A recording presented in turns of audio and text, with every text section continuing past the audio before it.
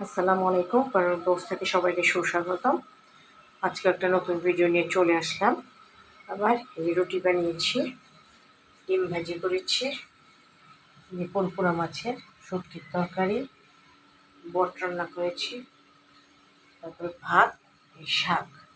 এই হলো আজকের খাওয়া দাওয়া। সবাই ভালো থাকুন, সুস্থ থাকুন, নিরাপদে থাকুন। এই যে পানি গরম করেছি, শরীরটা বেশি ভালো নেই, তাই রান্না বান্না বেশি করে করিনি। একটু বট, ডিম ভাজি, রুটি, পেঁয়াজের চচ্চড়ি, শুটকির তরকারি, শাক ভাজি, ভাত। এই হইল।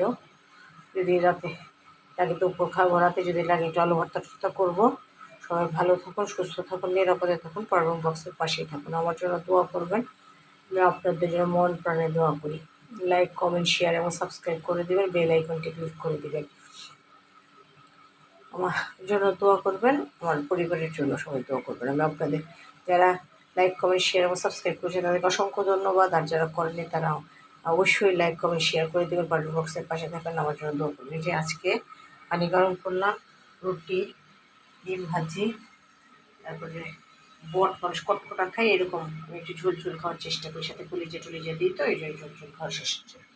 আর এটা হলো আমের চচ্চড়ি, একটা শুটকির তরকারি, ভাত, শাক ভাজি। এই হলো আজকের খাওয়া দাওয়া। সবাই ভালো থাকুন, সুস্থ থাকুন, নিরাপদে থাকুন। আমার জন্য দোয়া করুন, পরামর্শের জন্য দোয়া করুন। আল্লাহ হাফেজ।